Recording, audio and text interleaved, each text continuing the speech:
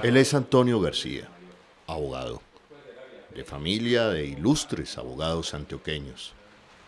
La vorágine de la violencia colombiana tocó a la puerta de su familia, que poco a poco fueron involucrándose algunos de sus hermanos en la creación y gestión de grupos paramilitares en Antioquia.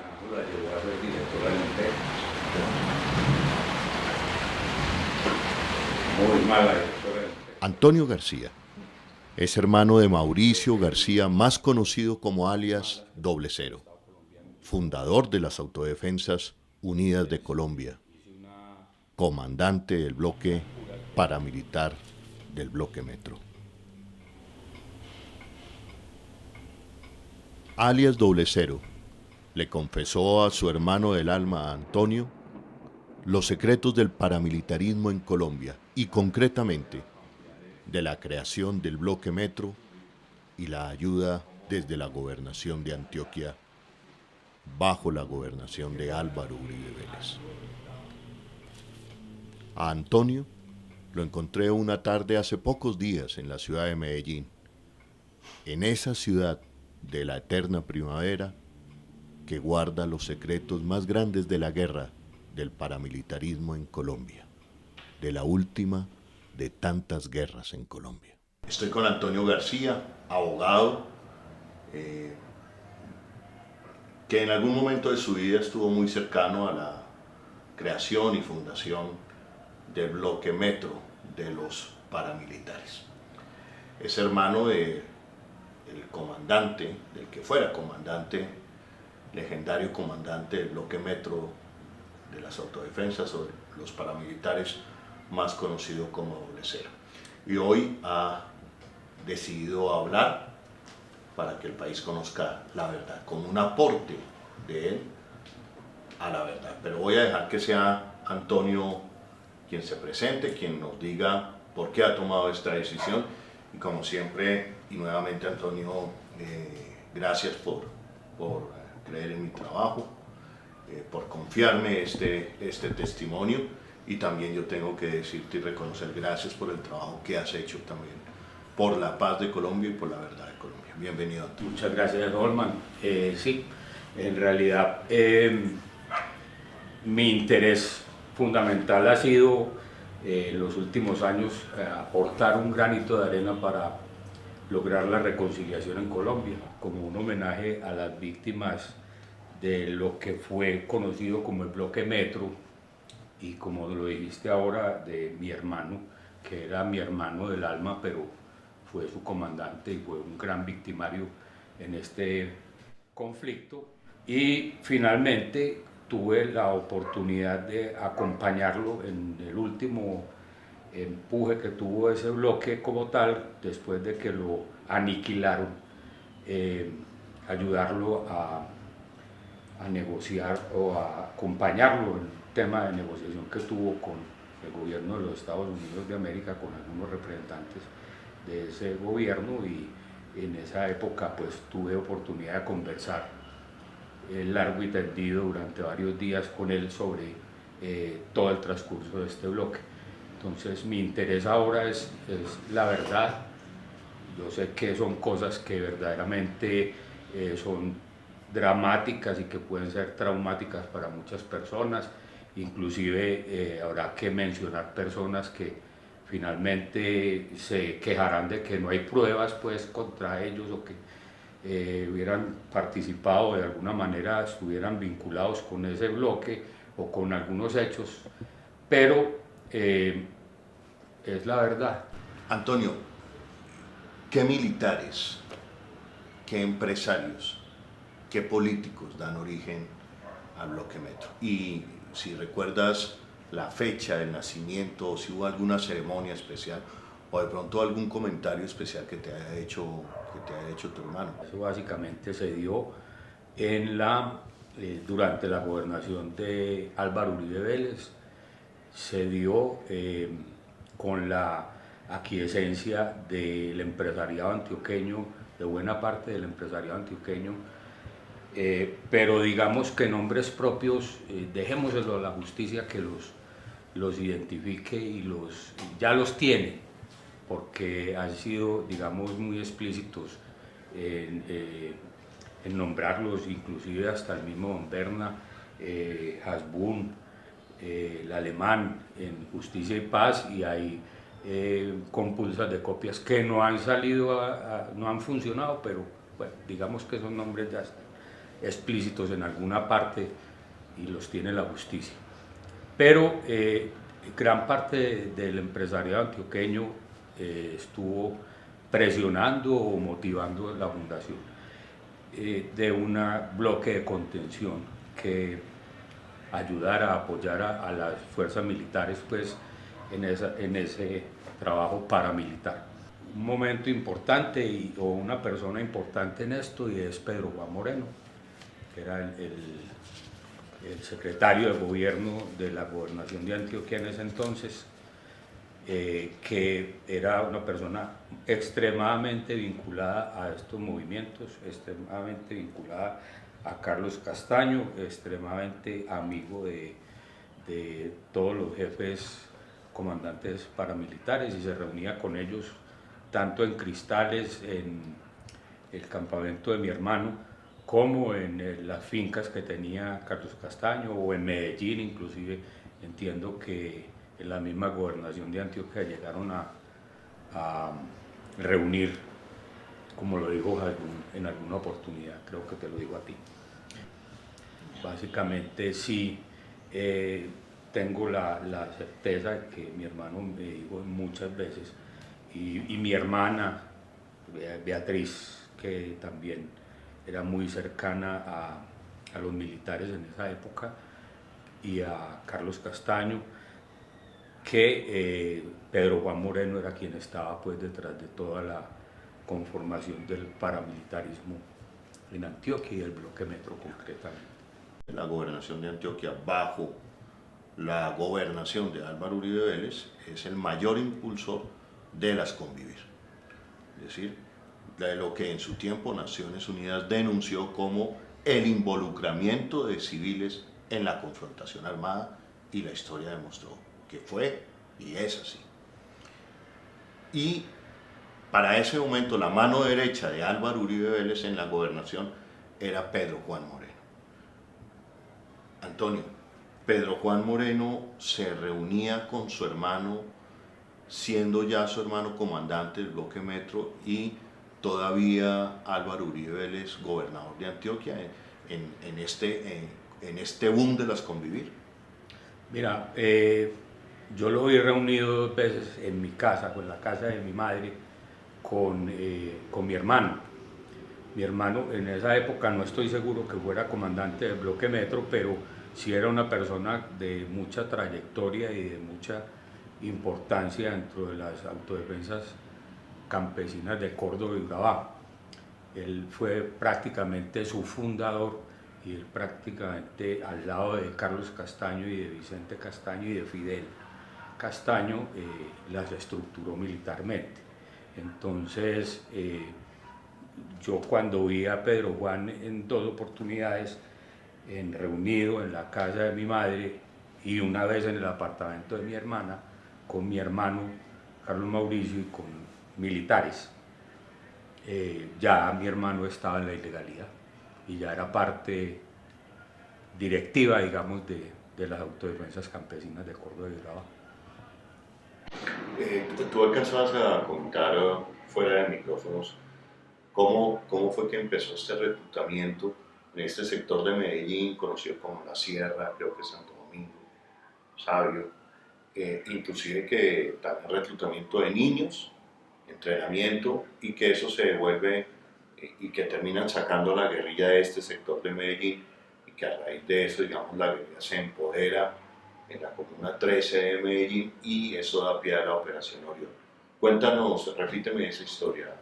Desafortunadamente, y no quiero ni quiero que se me sienta como una justificación en ningún momento de nada de mi hermano, es una cosa supremamente mala, perversa que hizo, era un gran reclutador de niños y niñas para la guerra. Se lo recriminamos, hoy se lo recriminamos, en alguna época no lo hicimos en la familia y bueno, no lo teníamos muy claro tampoco, pero hay que pedir perdón por eso pues a las víctimas y de hecho, pues en algunos escenarios. Reclutar un niño para la guerra parece que es una labor supremamente fácil porque los atrae mucho el poder, el uniforme, las armas, entonces se iba muy fácil, los llevaban a los centros de entrenamiento que tenía el bloque Metro, unos entrenamientos bastante duros y muy complejos. Los devolvían ya entrenados y como miembros del bloque a las ciudades, a Medellín, y en Medellín ya empezaba la confrontación con la guerrilla, con los milicianos de la guerrilla o los que eran afines a la guerrilla.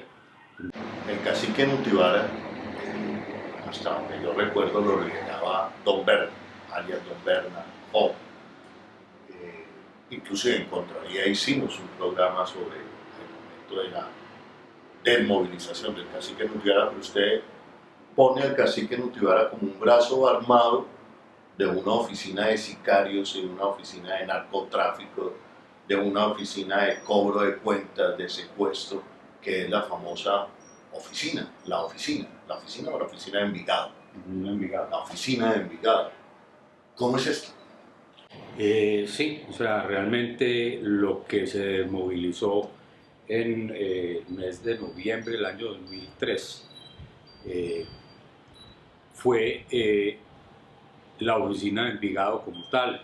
Realmente lo que se llevó allá fueron unas personas que posaron de comandantes, pero que realmente eran parte integrante de esa oficina y un montón de gente que reclutaron en las esquinas, en los barrios, en todas partes, que realmente pues no tenían ninguna preparación militar ni habían sido parte de esa estructura armada, de esa oficina, pero que los hicieron posar allá como gente del bloque Cacique Nutibara. Mucha cantidad de gente incurrió en ese tremendo error de defilarse para que el gobierno le diera un subsidio, pues como es combatiente. Inclusive en el oriente antioqueño también se dio eso con la movilización del famoso bloquero desde Granada, que era también parte de la estructura de Don Berna, pues quien se estaba realmente desmovilizando ahí, y un montón de personas que fueron filadas para efectos de la desmovilización. En muchas partes encuentras gente que no consigue trabajo. La única fuente de empleo que tiene por allá es Empresas Públicas de Medellín o ISA, en términos reales, y llegan allá, presentan su hoja de vida y finalmente llegan a la conclusión cuando le hacen el análisis de seguridad que fueron integrantes del bloque Cacique Nutibara o que fueron integrantes del bloque Héroes de Granada, y seguramente ahora también los que van allá que han sido desmovilizados de las FARC, entonces no tienen acceso al trabajo porque fueron parte de un movimiento armado. Entonces fue un error que le está costando mucho a la juventud y los tiene en el desempleo allá y aquí también. El bloque Cacique Nutibara no era sino la oficina de Envigado. Eran reconocidos delincuentes, obviamente estaba Don Berna, estaba Danielito, estaba Job, estaba otro muchacho que era como nivel de Danielito, Rogelio, que ahora está en Estados Unidos en su proceso de reconciliación con el gobierno de los Estados Unidos.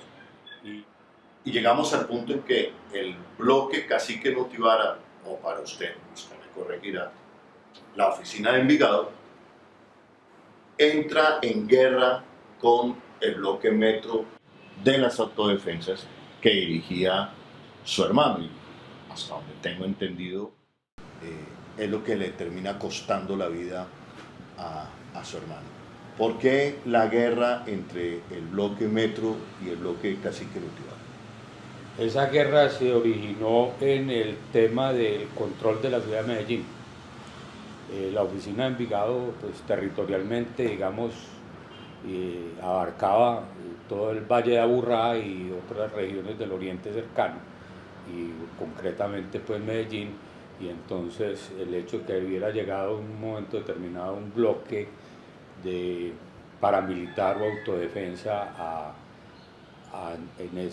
en esa zona, pues obviamente de alguna manera desequilibraba el poder y los, digamos, desmejoraba frente al tema de cómo iban a manejar ellos sus brazos delincuenciales dentro de toda esa región.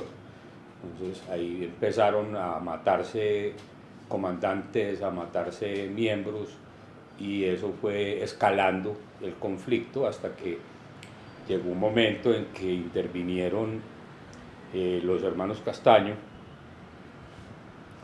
y cuando intervino los hermanos Castaño, que llegaron a la conclusión que quedaba Medellín, digamos, o el Valle de Aburrá, dividido en dos. Uno era la región oriental y otro era la región occidental.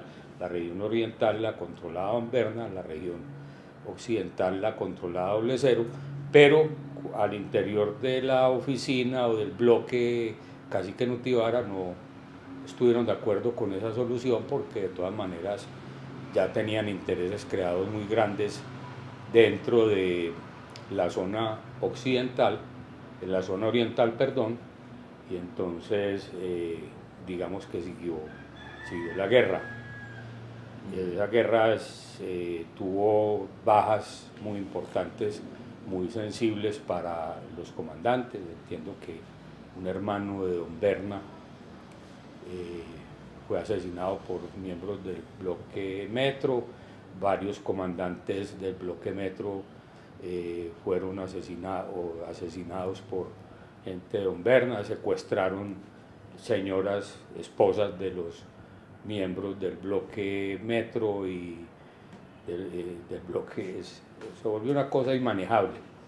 Entonces los Castaño trataron de intervenir, pero las diferencias eran irreconciliables alrededor del tema propiamente del narcotráfico, porque Doble Cero en un momento determinado rechazaba que las autodefensas se narcotizaran, porque decía que perdían su naturaleza antisubversiva y se iban a volver simplemente cuidadores de laboratorios y de rutas, lo cual pasó. Volvamos al enfrentamiento entre el bloque Cacique Nutibara y el bloque. Pero sí te quería aclarar algo, Holman, y es que pues la donbernabilidad como tal era innegable. O sea, el poder que tenía Don Berna aquí era total, ¿cierto? Entonces eso también generó mucha discordia y mucho rechazo entre los dos bloques que estaban pugnando, y aunque en esa época ya todavía no se habían desmovilizado y no se hablaba de donbernabilidad, pero el poder de Don Berna desde hace muchos años, prácticamente desde la muerte de Pablo Escobar, es innegable en Medellín. Y viene el enfrentamiento, entonces, entre el bloque Cacique Nutibara, concretamente entre Don Berna y tu hermano. Sí. ¿Es correcto? Sí. ¿Qué pasó ahí? Ahí hubo pues una guerra muy particular en cuanto a que se dio en el oriente antioqueño básicamente, y en parte del nordeste, un cerco del bloque Metro, un cerco coordinado del ejército, coordinado de la policía, coordinado de bloques paramilitares que estaban en Puerto Berrío, o sea, concretamente gente del bloque Central Bolívar, gente que vino del Bajo Cauca, de Cuco y de Macaco, tropas que se enviaron pues a esa región, e incluso vino gente desde el bloque Calima. Desde el Cauca, desde el Valle. Desde el Valle. Y toda esta agrupación de bloques paramilitares para acabar, aniquilar al bloque Metro. Sí. ¿Por qué? Eso tiene, digamos que una historia que tiene mucho que ver con el tema de la negociación en Ralito y de una situación que se dio en el momento determinado cuando se comenzó la negociación de las autodefensas en el gobierno presidencial de Álvaro Uribe Vélez en el 2002, a finales del 2002 y 2003. Se exacerbó esa guerra. Mi hermano se declaró en disidencia con el bloque Metro, o sea, primero no hizo parte estructural de las AUC, sino que él siempre se reconoció como autodefensas campesinas de Córdoba y Urabá, siempre reconoció a su comandante Carlos Castaño, no como comandante de las AUC, sino como comandante de la ACU.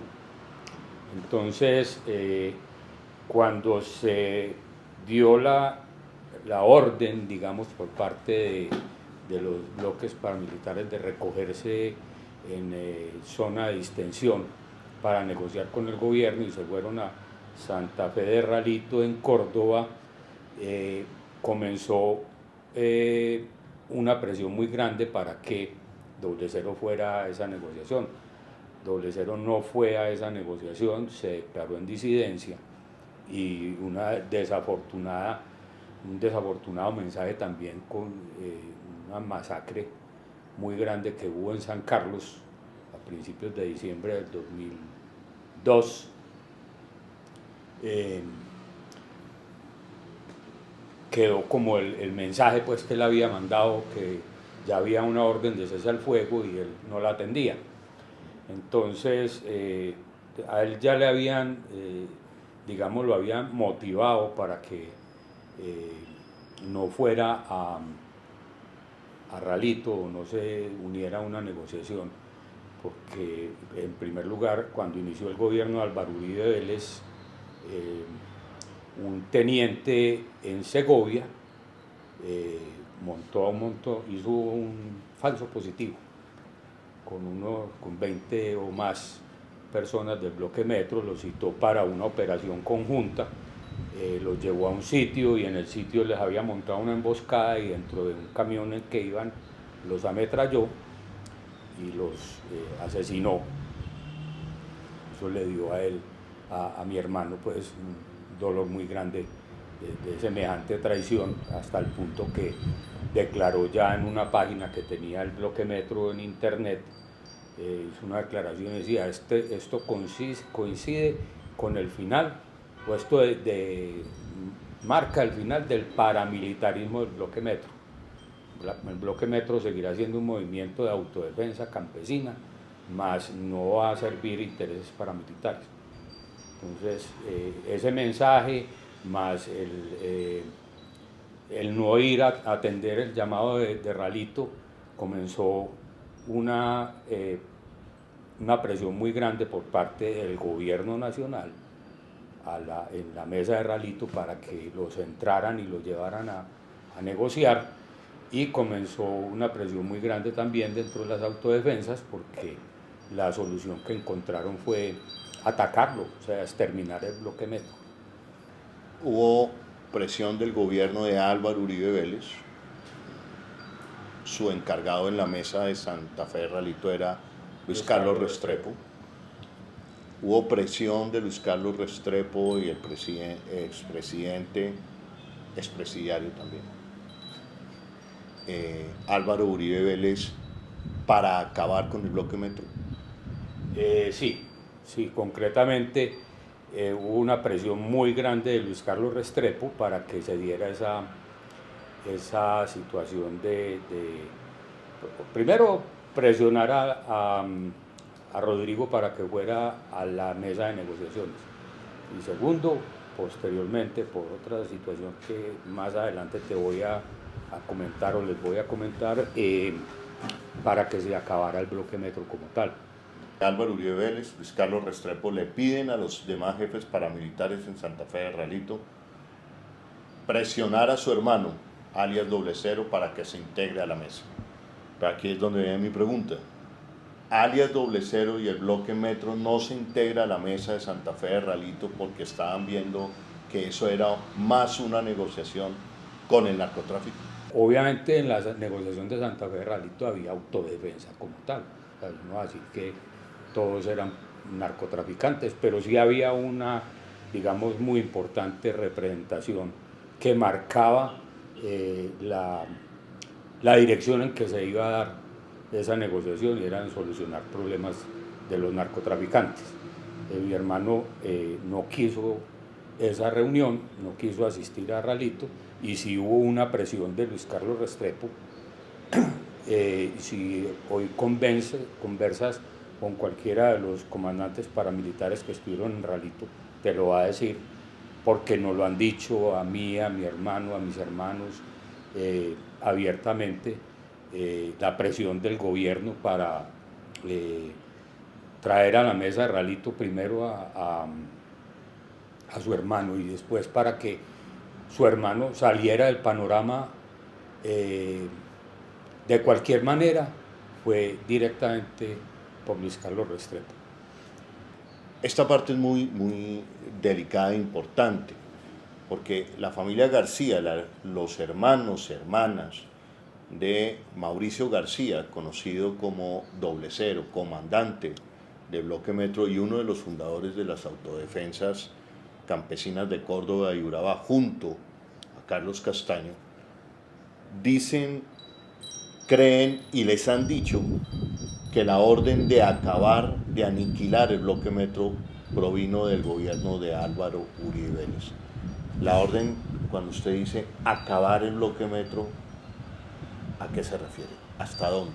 ¿Entregarlos a la justicia o exterminarlos?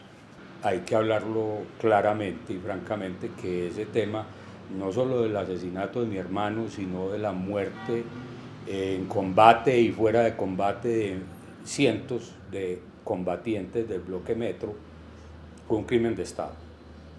Y fue un crimen de Estado porque no solamente por la presión que hubo, pues, y que pudo haber llevado finalmente a algunos bloques de autodefensa a buscarlo y asesinarlo y a irse a la guerra con él, sino que de todas maneras desde la misma presidencia de la República en su momento hubo una orden directa de acabar el bloque Metro.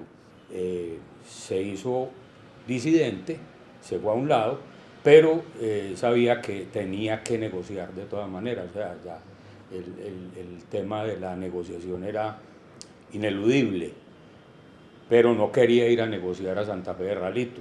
Entonces buscó, a través de una persona muy cercana a él, prácticamente de la familia, que se llamaba Fernando Quijano, que era el administrador de las fincas, y la persona de confianza de don Ernesto Garcés Soto, que es un ganadero y cafetero muy importante del país, íntimo amigo de Álvaro Uribe Vélez, que le llevaran un mensaje de parte del bloque Metro a Álvaro Uribe Vélez.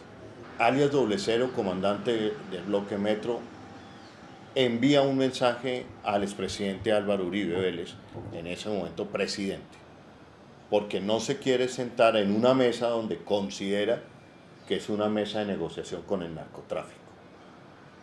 Manda un mensaje a través de Ernesto Garcés Soto, conocido empresario antioqueño. ¿Qué pasa?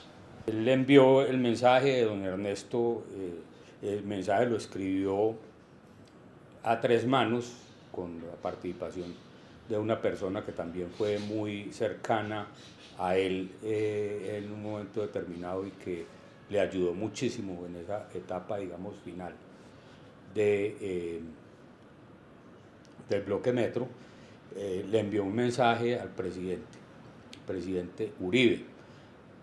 El presidente Ernesto Garcés se lo entregó, un mensaje escrito, lo entregó personalmente a Álvaro Uribe en su oficina, no sé, creo que fue en la finca de Río Negro, y Álvaro Uribe lo leyó pues obviamente que tendría que entrar como en una puesta en escena más o menos para recrear un poco lo que ocurrió ahí, pero tengo que resumirlo en que lo leyó, lo dobló, siguió hablando con Ernesto, de pronto volvió a coger el papel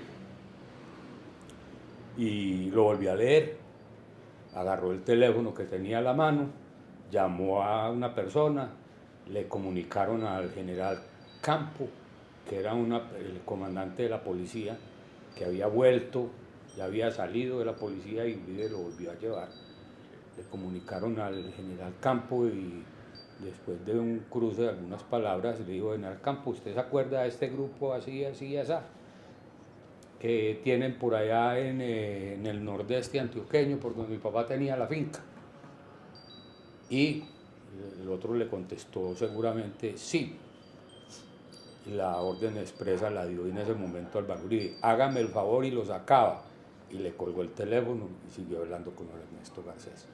Esa fue la respuesta de Uribe a través de Ernesto Garcés. Lo tendrá que confirmar don Ernesto Garcés. Cuando llega esa respuesta de Álvaro Uribe Vélez, ¿cómo es interpretada por su hermano y por ustedes, por la familia? Pues nosotros conocimos la respuesta ya prácticamente después de toda esa situación, inclusive yo pues ya al final de las últimas conversaciones que tuve con mi hermano, que me impresionó mucho, pero obviamente mi hermano entendió que desde la masacre de los muchachos que asesinaron en el camión en Segovia, y desde toda esa presión que se estaba dando en Santa Fe de Ralito y todas estas situaciones que estaban presentando, y la denuncia y la respuesta cortante de Álvaro Uribe frente a eso, de que los acábelos, entendió que había llegado el final pues del bloque Metro como tal. Parte de la importancia de esta entrevista es porque se ha dicho que el expresidente Álvaro Uribe Vélez es uno de los fundadores precisamente del bloque Metro, y que es el bloque Metro lo que termina envolviendo a Álvaro Uribe Vélez, envolviéndolo, digamos, ligándolo con el proyecto paramilitar en Colombia. ¿Tiene que ver esto con el asesinato de su hermano? Yo considero, pues, para mi interna formación, para mi pensamiento, pues, que el gobierno de Álvaro Uribe Vélez terminó el bloque Metro porque era un estorbo dentro de una piedra en el zapato por su nexo inminente, pues, y directo con Doble Cero y con militares y con obviamente hasta el presidente de la República y el gobernador de Antioquia en ese momento. Repito, fue un crimen de Estado, y yo diría que las causas inmediatas y las causas remotas también están ligadas al desarrollo de la forma como se creó, cómo se desarrolló, qué servicios paramilitares prestó, y finalmente cómo se terminó el bloque Metro. Cuando hablas de nexo, ¿a qué te refieres, Antonio? Cuando hablas de nexo, bloque Metro, Álvaro Uribe Vélez, gobernación de Antioquia, y tu hermano Doble Cero. Tengo el convencimiento que el bloque Metro surgió, como te lo expuse ahora, como un proyecto de contención de la guerrilla, un proyecto contrasubversivo, pero fue formado desde la gobernación de Antioquia de Álvaro Uribe Vélez. No voy a decir que Álvaro Uribe Vélez dio la orden directa, pero pues, o sea, blanco es, gallina lo pone. Eso es prácticamente innegable. Por lo menos para la familia García sí lo es. Sí, tenemos ese convencimiento, que detrás de todo lo que se dio, todo el devenir del bloque Metro hasta la muerte de mi hermano y el asesinato de muchísimos de sus combatientes tuvo que ver con el origen desde la gobernación de Antioquia del bloque Metro.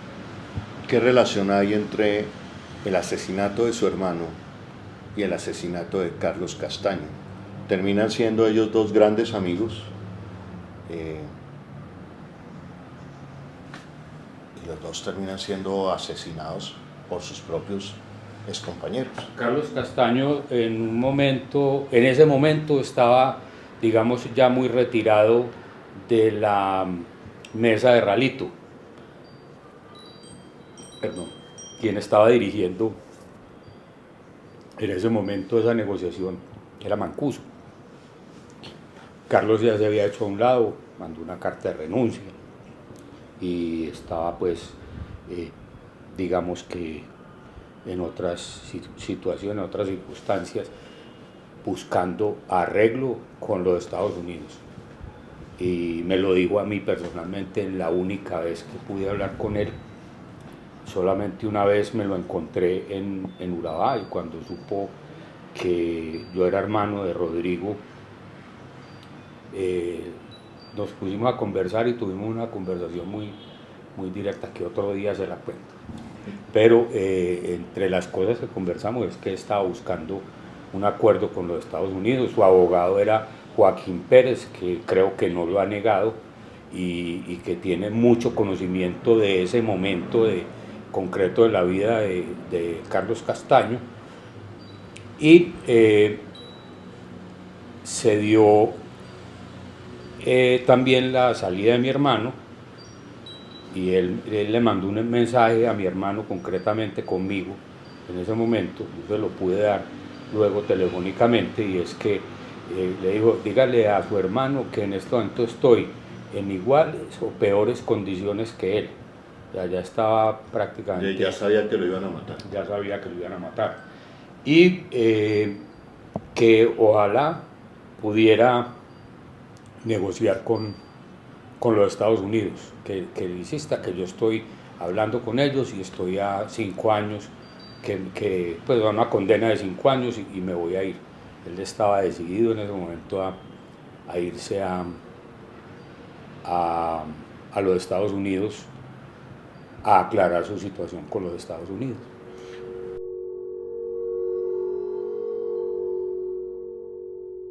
Antonio, ¿por qué la familia García, tú, Antonio García, tus hermanos, en fin, dicen que el asesinato de tu hermano, más conocido como Doble Cero, comandante, fundador de las autodefensas y del bloque Metro, es un crimen de Estado?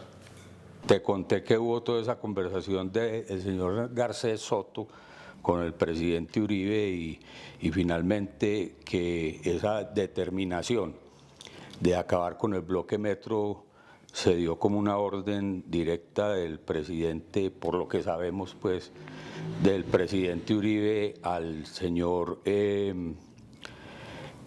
general Campo, que estaba en ese momento pues como comandante general de la policía.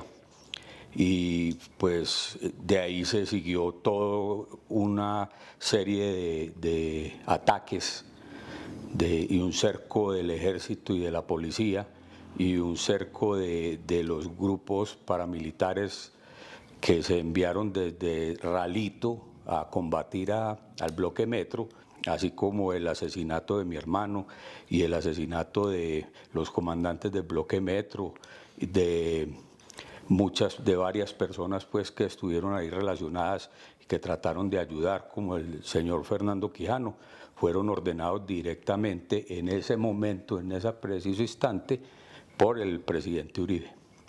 Entonces, a mí no me cabe la menor duda, y eso todo lo hemos hablado en la familia y lo hemos sostenido públicamente y lo hemos dicho, pero ahora lo vamos a decir, pues lo voy a decir directamente en los medios: es un crimen de Estado el asesinato de mi hermano y de cantidad, que entiendo que más de 500 personas que murieron en esa guerra. y los desplazamientos que generó en ese momento esos combates, porque eso fue una tragedia humanitaria en el nordeste y en el oriente antioqueño. Todo se originó a raíz de esa orden. ¿Qué alcanzó a comentarte tu hermano, Doble Cero, de la relación que él hubiera podido tener con Álvaro Uribe Vélez como gobernador de Antioquia? Porque vale la pena recordar que durante la gobernación de Álvaro Uribe Vélez en el departamento de Antioquia se impulsa las Convivir, lo que para Naciones Unidas y organizaciones defensoras de derechos humanos era el impulso al paramilitarismo. La historia dio la razón. Le dio la razón a los críticos del proyecto de autodefensas Convivir. Y en ese periodo de tiempo se funda, nace el Bloque Metro. ¿Qué te decía en ese momento tu hermano? Digamos, ¿era un proyecto que iba a la fija de pronto, la creación del Bloque Metro? Algo concreto pues sobre la opinión de mi hermano. Yo se la pregunté una vez, le pregunté concretamente el tema de Álvaro Uribe Vélez. El señor Álvaro Uribe Vélez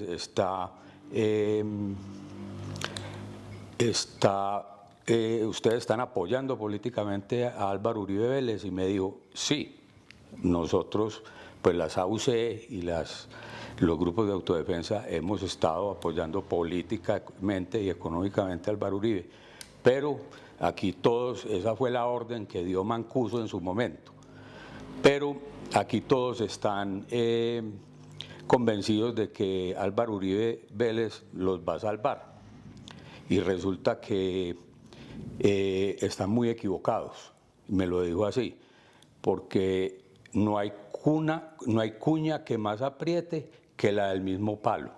Es un dicho muy antioqueño que dice que quiere decir que Álvaro Uribe Vélez era parte de ese proyecto y que y finalmente se iba a volver en contra de las autodefensas, como ocurrió realmente.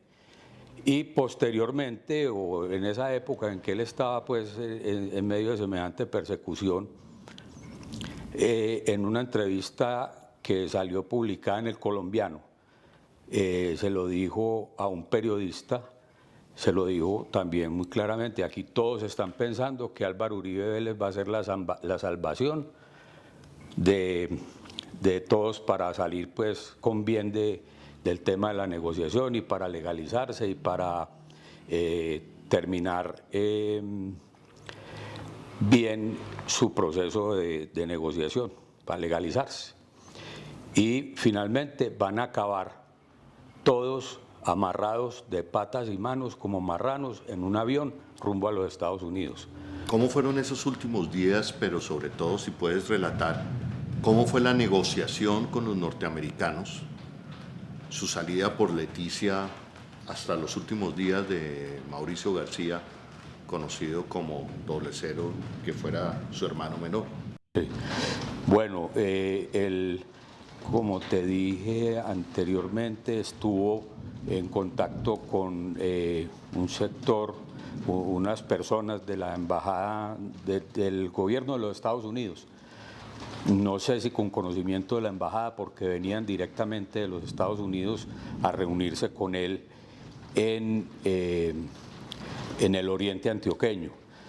Después, ya cuando se permeó se dio el proceso de la guerra y él tuvo que salir huyendo, en Bogotá en octubre y noviembre y principios de noviembre del año 2003, tuve la oportunidad de acompañarlo a algunas reuniones. No asistí a las reuniones, pero sí estuve como al cuarto de al lado, que llaman en los procesos de negociación, pues atendiendo las necesidades y las inquietudes que le presentaban a él en un momento frente a esa posibilidad que se le estaba abriendo. Le ofrecieron salir del país y reunirse con él en el exterior. Él dijo pues que él no estaba en condiciones de salir del país, porque lo estaban buscando. Entonces finalmente ellos le dijeron, nosotros lo llevamos hasta Leticia, ya usted por sus propios medios llega a Panamá y allá se reúne con personas del gobierno. Efectivamente, principios de noviembre lo llevaron en un vuelo de la embajada, pues en un avión de la embajada de los Estados Unidos, a él y a otros dos que estaban con él, a Jota y a Freddy, que eran sus compañeros, pues, digamos, de comandancia del bloque. Lo llevaron a Leticia, de Leticia pasaron a Tabatinga, en Tabatinga se presentaron, se fueron a Manaos y de Manaos volaron a Panamá. Ya estando en Panamá, los recibieron, se pusieron en contacto, pero las personas que los recibieron no eran del Departamento de Estado con quienes venía hablando, sino de la DEA.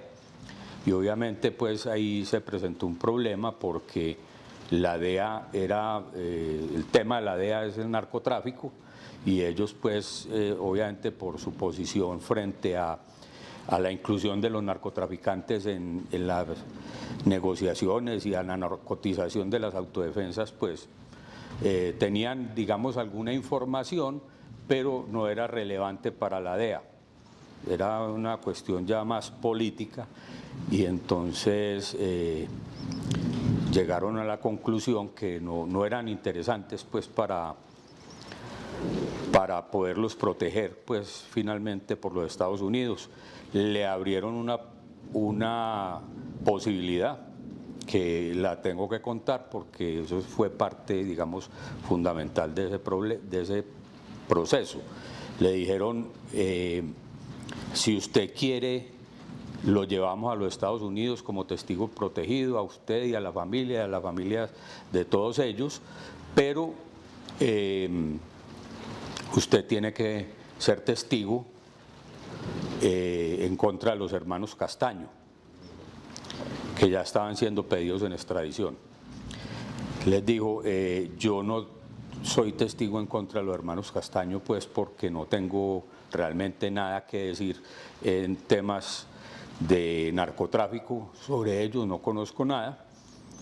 Y le dijeron, no, pues entonces usted invéntese una historia que sea creíble y la presenta en las cortes de los Estados Unidos. De eso ya él tomó la decisión de cerrar la negociación. Dijo, yo no soy capaz de montar una historia pues en contra de personas que he considerado mis hermanos, y entonces mejor, muchas gracias, me devuelvo a Colombia. Y efectivamente cada uno fue saliendo en vuelos independientes, llegaron a Medellín, Freddy, a Bogotá llegó Jota, el otro llegó a Barranquilla, Doble Cero llegó a Barranquilla y luego a Santa Marta, y ahí fueron asesinados en el proceso de 4 o 5 meses todos y cada uno. Es decir, si te entiendo bien, Antonio, a Mauricio García alias Doble Cero, la DEA le propone inventarse una historia de narcotráfico en contra de Carlos Castaño. Exactamente, y de Carlos y de Vicente Castaño. Y su hermano no acepta. No acepta. Posteriormente termina asesinado. Sí. Para ustedes, ¿quién entrega a su hermano, a Mauricio? Eso fue un proceso que parece ser, entiendo que don Bernaldo ha hablado de eso en los Estados Unidos, pero eso fue un proceso de seguimiento que se le hizo a través del Internet, de las conexiones a Internet, de la dirección IP y de las páginas con que se comunica, en fin, no sé cómo funciona eso técnicamente. Hay que decirlo también, dice que parte del DAS. ¿Dónde se rompe, dónde se acaba esa luna de miel entre Álvaro Uribe Vélez y este proyecto? Es el el proyecto paramilitar concretamente se rompe en el momento de la extradición. O sea, ellos, a pesar de haber sido puestos presos, de que se les incumplió totalmente las promesas que les hizo Luis Carlos Restrepo y lo que habían hablado privadamente, no sé cómo, pero habían promesas muy claras de parte de la presidencia, pues, de no extraditarlos y de ayudarles a sacar adelante la extradición, a sacarle adelante la negociación, perdón. Nunca creyeron que les iban a incumplir. Estaban absolutamente seguros que hasta el día, el 13 de mayo del 2008, que los extraditaron, que les iban a cumplir y que iban a ir finalmente a sacar adelante su proyecto de negociación. Inclusive días antes de una negociación, de una desmovilización que me tocó asistir, la primera desmovilización del bloque Elmer Cárdenas, que yo actué como abogado en esa negociación y en esa desmovilización, le escuché a Monoleche, que había ido precisamente a la desmovilización, decir con mucha certeza y con mucha seguridad que no iban a pagar un solo día de cárcel. Pero así pues estaba absolutamente convencido que esa era la promesa que les había hecho directamente la presidencia a través de Luis Carlos Restrepo. Entonces la luna de miel se rompe ahí, en el momento de la extradición. Pero ellos, me parece a mí que muy ingenuamente, a pesar de todo como se dio el desarrollo primero de la Ley de Justicia y Paz, de haber permitido el gobierno, porque prácticamente fue el gobierno quien permitió que se les quitara la sedición como delito político, eje de la negociación que tenían, y que los llevaran al tema del concierto para delinquir. Ellos seguían confiados en que todo iba a salir muy bien, y resulta que acabaron pagando 11, 12, 13 años de cárcel, que frente a los delitos que cometieron de pronto puede ser poco, pero que no era lo que se les había prometido inicialmente. Escuchando, Antonio, entrevistas o hablando con el alemán, hablando con HH, hablando con Halbun, digamos que he tenido la oportunidad de conversar con ellos, comandantes, todos ellos paramilitares, me asalta la siguiente pregunta. Carlos Castaño y la Casa Castaño termina siendo un invento de cierto empresariado antioqueño y cierto empresariado colombiano. Pues yo no sé qué tanto invento, pero sí, obviamente detrás de los Castaños necesariamente habían la clase política y obviamente la clase económica, empresarial y desde luego los militares. Todo eso, digamos, que confluyeron en su momento en la explicitación de lo que fue la estrategia paramilitar a través de lo que se llamó la Casa Castaño. Como si la historia hubiera llevado a una comunión de intereses, militares, empresarios y políticos. Sí. Detrás, y necesitaban inventarse un Fidel, un Carlos y un Vicente Castaño. Sí, hay algo que yo tengo muy claro, Holman, que de pronto hay que decirlo también, y es que la Casa Castaño pero concretamente, digamos, la Casa Castaño, porque paramilitarismo ha habido en Colombia durante muchísimos años, yo creo que durante toda la historia, pero lo que se generó después de que surgió la Casa Castaño fue una estrategia, o sea, la estrategia de las autodefensas unidas de Córdoba y Urabá y la estrategia de las autodefensas unidas de Colombia fue una estrategia de la clase política y de la clase económica para aposentar o para hacer la avanzada de lo que luego se llamó la política de la seguridad democrática en el gobierno de Álvaro Uribe Vélez. O sea, lo que se hizo fue arrancar a hacer todo el trabajo sucio, a tumbar todo el bosque, a quitar todos los obstáculos pues, para que la política, el día que se instituyera, pudiera funcionar como funcionó en su momento. Pero eso básicamente fue la avanzada de la política de la seguridad democrática. Estamos hablando de un empresariado, de una clase política, ¿de qué años? Estamos hablando de los años 90 hacia adelante.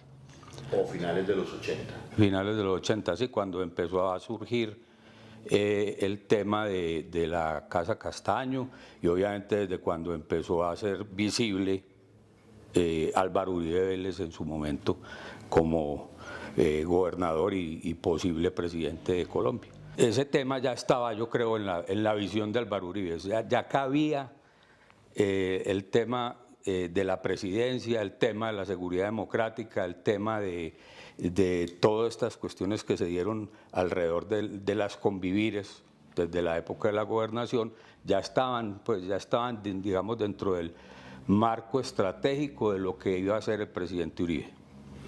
Surge la pregunta, es obligada la pregunta. Después de todos estos años, después de tanta sangre, después de verdades a medias que se han conocido, después de haber cubierto, digamos, el periodismo, en mi caso, tantos años, este momento histórico de la irrupción del proyecto paramilitar en Colombia con tanta fuerza, con los castaños, digamos. Tú bien dices, antes ha habido paramilitarismo, sí, hay de los pájaros al paramilitarismo, de los pájaros a Carlos Castaños, uno pudiera decir esa historia, pero Álvaro Uribe es el político de un proyecto militar, económico, de extrema derecha, que llega a ser presidente con ese proyecto en Colombia. Desde luego que sí, o sea, es evidente que su proyecto político giró desde la gobernación de Antioquia alrededor del tema de paramilitarismo, de legalizar el paramilitarismo a través de las convivires y luego el tema de la política de la seguridad democrática que se impuso pues en su gobierno. Y dentro de esa política de seguridad democrática hubo un componente no escrito, pero estaba obviamente el paramilitarismo ahí como parte de esa política fundamental. Lo que pasa es que ya en ese momento empezó como a desvertebrarse la maquinaria que tenía y el compromiso que tenía el paramilitarismo con los narcotraficantes se volvió muy fuerte y entonces como comenzó a desdibujarse un poco lo que realmente se quería frente al tema paramilitar. Pero evidentemente hubo un compromiso pues durante todo el tiempo y parte de ese proyecto estuvo estructurado alrededor del tema del paramilitarismo. ¿Usted considera que la JEP debería aceptar a paramilitares que quisieran hablar en este momento y que ahí hay mucho, digamos, magnicidios, cosas que se esclarecerían? Holman, evidentemente, como te dije ahora, la verdad quedó un poco coja y de pronto hasta acomodada pues en algunos casos. Yo creo que la JEP tiene la obligación, pues partiendo del derecho a la igualdad de las personas y estando dentro del proceso de justicia transicional, de permitir que muchas de estas personas accedan a poder contar su verdad allá. Pero no es ni siquiera por el punto de vista de ellos como excombatientes, sino porque eso está finalmente centrado en las víctimas, y las víctimas son los que tienen el derecho y los que tienen la necesidad de conocer todas esas verdades lo más completa posible. Entonces, construir una verdad parcial con parte de los combatientes, como está ocurriendo con las FARC, que obviamente han avanzado mucho y ya ha habido pues reconocimientos interesantes desde el punto de vista de hechos que, si no fuera por esa posibilidad de la JEP, nunca se hubieran conocido.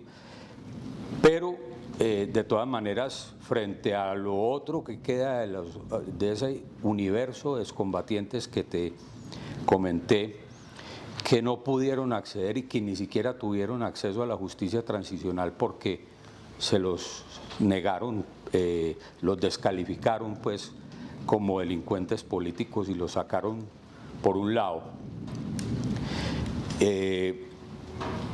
Se sabría muchísima verdad, o sea, la verdad tiene que ser complementada, la verdad tiene que ser contada desde el punto de vista de todos los que intervinieron en el conflicto y no solamente de una parte.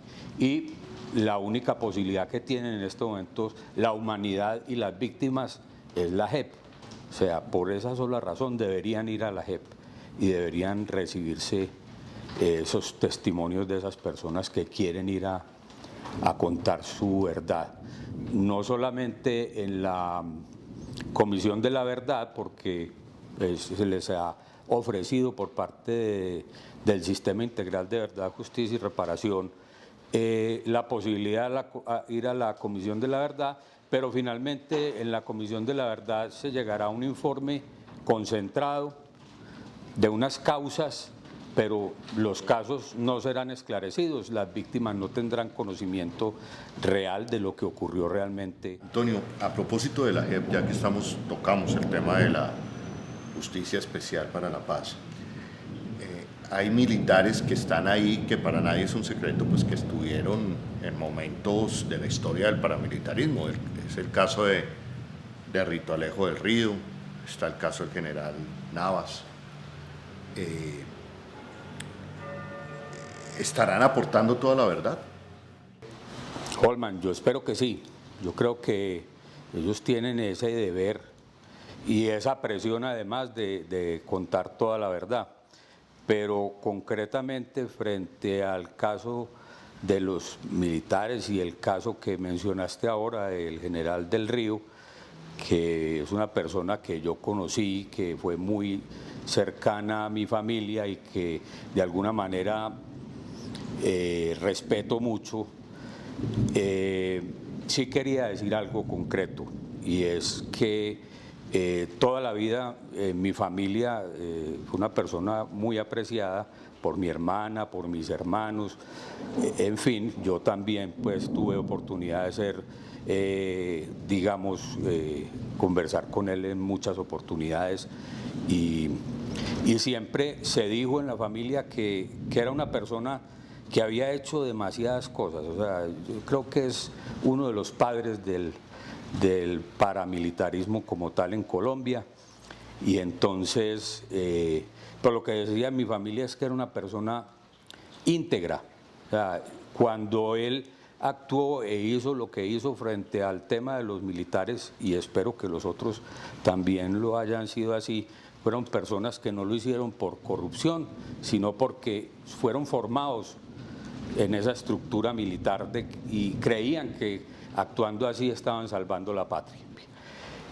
Le quería decir, yo le podría decir al general del Río que por favor que cuente la verdad, que por las víctimas, por las personas que él equivocadamente afectó, que sabemos hoy que creemos que lo hizo, digamos, buscando salvar a la patria, pero que equivocadamente afectó, que cuente la verdad, que por favor no se quede con nada, que no se lleve a la tumba ninguna verdad, porque él me lo dijo alguna vez que que él se iba a llevar a muchas verdades a la tumba.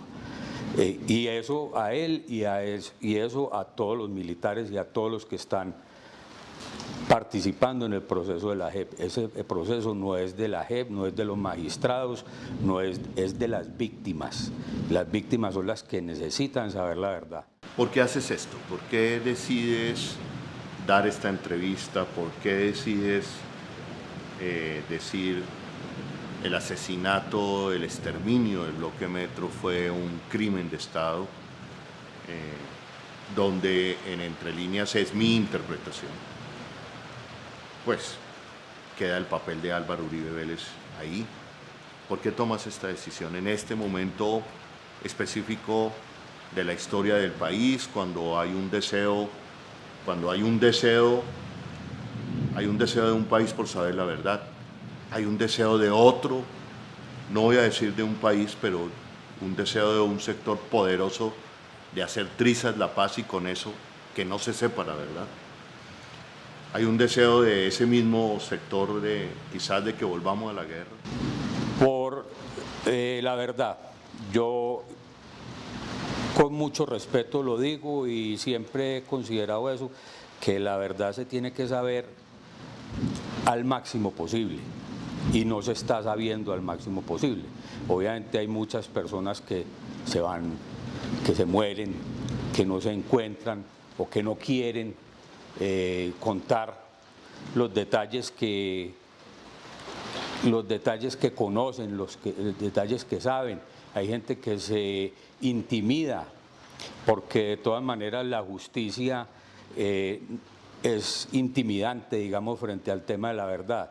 Si yo no tengo la posibilidad de probar lo que estoy diciendo, entonces o me van a meter de falso testigo o me van a llamar a meter en un proceso pues de falso juramento, me van a meter en un lío judicial o me van a matar. Entonces la gente frente al tema de la verdad concretamente sigue siendo temerosa y hay gente que tiene, como yo, parcelitas muy pequeñas, de pronto insignificantes de la verdad, pero que pueden significar algo para el conocimiento de las tragedias familiares que han vivido muchísimas víctimas en Colombia. Antonio, ¿no temes por tu vida al decir esta...? Holman, sí, o sea, yo sé que esto no va a ser simplemente cuente y siga tranquilo, seguramente habrá represalias. Pues de hecho ya las he sentido por haber acompañado las verdades de las personas, de los excombatientes de Urabá en Justicia y Paz, y seguramente habrá represalias y habrá algunas posibilidades. Vamos a ver qué pasa de ahora en adelante. ¿Por qué vale la pena asumir ese riesgo? Primero, la tranquilidad personal.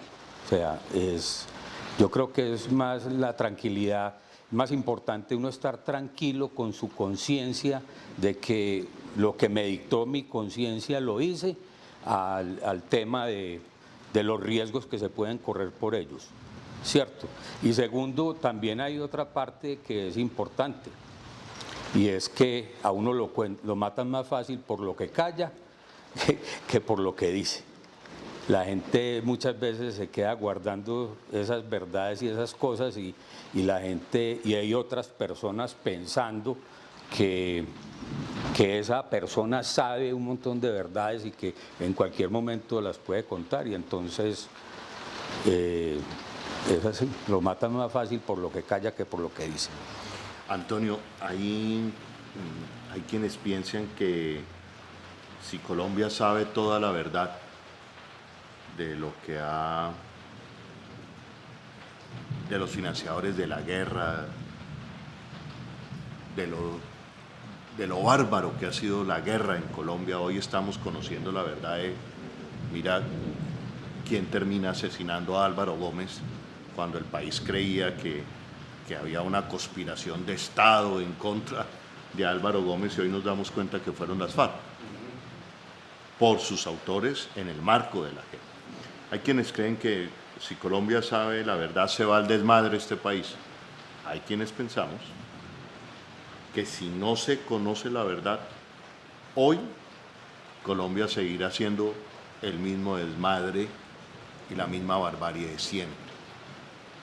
¿Usted qué opina al respecto? Hay un establecimiento un statu quo, digamos un concepto que integra todo lo que finalmente se llama el Estado colombiano, o integramos porque de alguna manera todos estamos ahí metidos, que desafortunadamente es primero muy conservador y segundo le tiene mucho miedo a la verdad, por lo que ha pasado con parte de ese establecimiento y cómo se ha movido y cómo ha permitido o ha influenciado o actuado. Entonces, la verdad es una verdad que aquí muchos temen, pero es liberadora. O sea, yo creo que el día que se logre conocer finalmente la verdad, poquita o mucha que se sepa del conflicto colombiano, pero cuando se logre conocer va a ser una catarsis, va a haber una situación que nos va a llamar a pensar, nos va a generar revisiones dentro de todo el establecimiento y va a haber cambios positivos. Hablando de nuevos amaneceres, pero hablando del hoy que está viviendo Colombia, y usted que ha trasegado las últimas décadas, ha conocido de fondo una parte de la historia de este país, Antonio ha sido parte protagonista también, su familia. Hay quienes consideran que hoy se están dando los mismos pasos del rebrote paramilitar de los años de finales de los 80, empiezan a aparecer en las mismas zonas de influencia de las antiguas autodefensas de Córdoba y Urabá, empiezan a aparecer ahora las autodefensas gaitanistas, empiezan a aparecer panfletos, hay una ola de masacres y hay una ola de asesinatos de líderes sociales, como si estuviéramos volviéndonos al 2002 o antes. ¿Usted considera que Colombia está reapareciendo el paramilitarismo, nuevamente ese proyecto narcoparamilitar en Colombia y que podríamos estar ante el fascismo en el 2020? Si esto se está repitiendo ahora es porque no se supo la verdad de lo que pasó con la UP. No se supo la verdad, o sea, quiénes mataron y cómo hicieron las cosas, de pronto sí, pero quiénes determinaron, quiénes fueron los que movieron los hilos del poder para que eso ocurriera, no se ha sabido. Entonces, es la verdad, la garantía de no repetición. El día que se sepa la verdad, la gente que hace esas cosas va a tener la certeza de que no va a poder seguir haciendo eso, porque ya se supo, ya está en evidencia y hasta tendrá que pagar por ello. Pero mientras no se sepa, ellos están tranquilos. No ha pasado nada desde el punto de vista de la no repetición. Sigue funcionando el tema del sicariato, sigue funcionando el tema del paramilitarismo en otras dimensiones, pero existe todavía y en el país en el fondo no ha cambiado nada. Antonio, para terminar, yo siento, escuchándolo, de alguna manera usted lo confirma, esta entrevista se da por su hermano, Mauricio García, comandante fundador de las Autodefensas Unidas de Córdoba y Urabá y del Bloque Metro, por los combatientes del Bloque Metro que usted dice fueron asesinados en el marco de una orden de Estado, de un crimen de Estado. Desde ese punto de vista, y para terminar, Antonio, ¿qué mensaje le envía usted a Álvaro Uribe?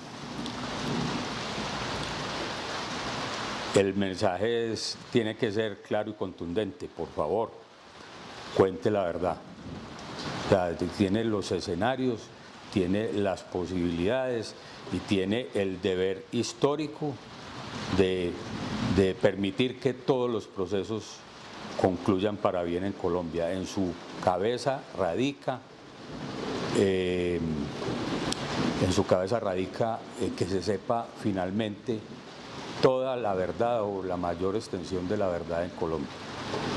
Y él la sabe, y él de todas maneras actúa, y actúa, digamos, desde el miedo. Uno lo ve ya o siempre lo ha visto como que actúa finalmente motivado es por el temor de tener que ir a contar o de que todas estas cosas se sepan. Entonces, que lo haga porque, o sea, escenarios judiciales tiene todavía, inclusive la Corte Penal Internacional. Bueno, gracias Antonio por este tiempo. Han sido varios días grabando en la ciudad de Medellín, charlando, conversando para poder hacer estos 2 días de entrevista que he sido un convencido a lo largo de mi trayectoria periodística del aporte a la verdad, de un periodismo que aporte a la verdad, que aporte a la verdad. No creo que el periodismo tenga la verdad.